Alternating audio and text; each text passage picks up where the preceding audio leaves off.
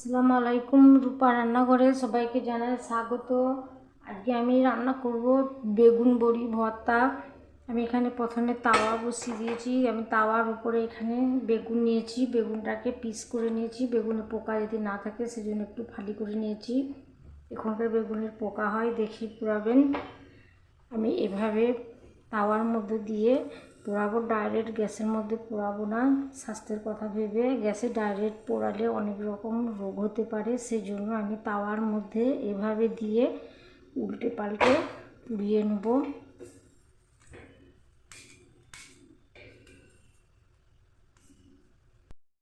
দেখুন বন্ধুরা, কত সুন্দর করে আমি এভাবে উল্টে পাল্টে পুড়িয়ে নিচ্ছি চামচের সাহায্যে।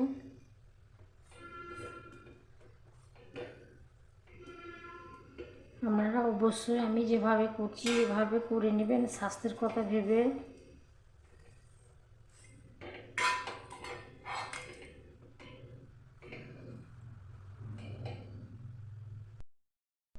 আমার বেগুন পোড়া হয়ে গেছে, আমি এভাবে উল্টে পাল্টে পুড়িয়ে নিয়েছি। আমার চারিদিকে পোড়ানো হয়ে গেছে, লাল হয়ে গেছে। হাতে দেখুন বসে যাচ্ছে, তখন বুঝে নিতে হবে বেগুন পোড়া হয়ে গেছে।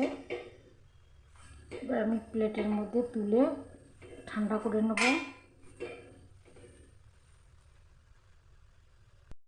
ছোটো কড়াইয়ের মধ্যে দিয়ে দিচ্ছি আমি সরিষার তেল, দিয়ে দিচ্ছি বড়ি। বড়ি লাল করে ভেজে নিচ্ছি।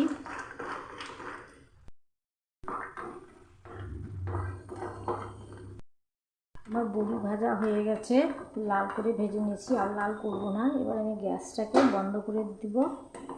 এবার আমি বড়ি ঠান্ডা করে নেব। বড়ি ঠান্ডা হয়ে গেছে, এবার শিলের মধ্যে আমি বড়ি দিয়ে দিচ্ছি,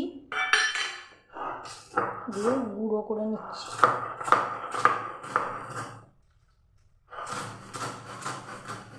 এভাবে গুঁড়ো করে নেব।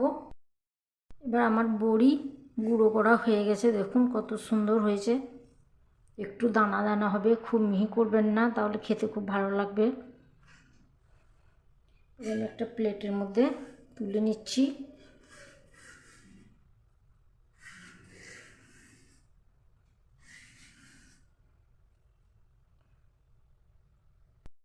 বেগুন ঠান্ডা করে পরিষ্কার করে নিয়েছি।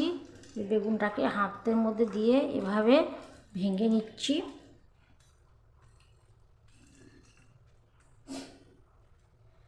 এখানে আমি নিয়েছি 3টে পেঁয়াজ, আর দিয়ে দিচ্ছি কাঁচা লঙ্কা।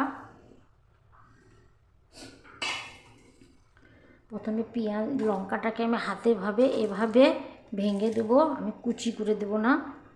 ভাঙার লঙ্কার টেস্টই আলাদা হয়, সেজন্য আমি এভাবে হাতে করে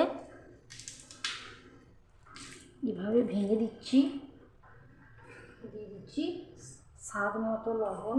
লবণটা আপনারা যে যেমন খাবেন সেরকম দিবেন। এবার আমি দিয়ে দেবো বড়ি গুঁড়ো।